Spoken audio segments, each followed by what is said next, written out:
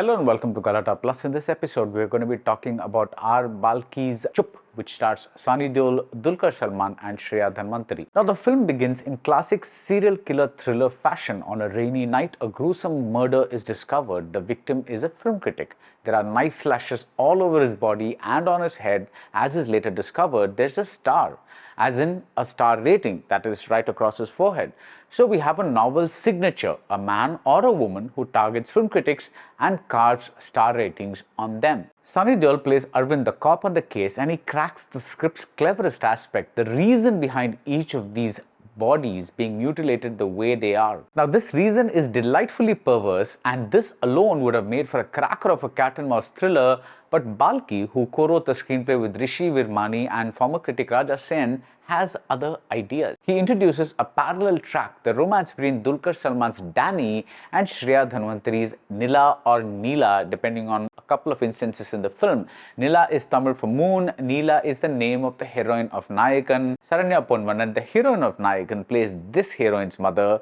Could there be a more Balki touch? Film references abound in this gorgeously morbid love letter to cinema. It's gorgeous because Vishal Sinha's superb cinematography gives us both the rapturous colors of romance thanks to Danny's flower shop, as well as the matter-of-fact tone of a procedural. And it's morbid in a good way because movie love is taken to its extreme. When Danny gifts Nila a bouquet of paper flowers, it's a nod to Guru Dutt's Kagaz ke Phool, which means paper flowers. Even the famous shaft lighting from that film is recreated, and it leads to this film's central conceit. Who is the real killer? The one that's actually doing the killings, or the film critic who mercilessly kills a film like Kagaz ke Phool with a bad review and in the process kills the filmmaker's career? But on the other hand, Amitabh Bachchan in a cameo says critiquing is a must for society. He's kind of sort of saying what Malcolm X once said: if you have no critics, you'll likely have no success. Now, the serial killer knows this. He or she is not against criticism per se. They are only against those critics who fake reviews with false star ratings or trash films in unkind language. I think what Balki, along with the serial killer, is saying is this: criticize all you like, but do it honestly, do it ethically, and do it responsibly. This may be the closest this director has come to a message movie, and also the closest he's come to showing his all-out, arms outstretched love for cinema. There is practically no background score except for the temple block sound that punctuated Jaane Kya Tune Kahi from Pyasa. The heroine is film crazy too. How does she know she's in love? When someone comes running towards her in slow motion. That is a definition of love. Danny is a florist, and his tulips inspire her to hum that famous tulip-filled song from Silsila.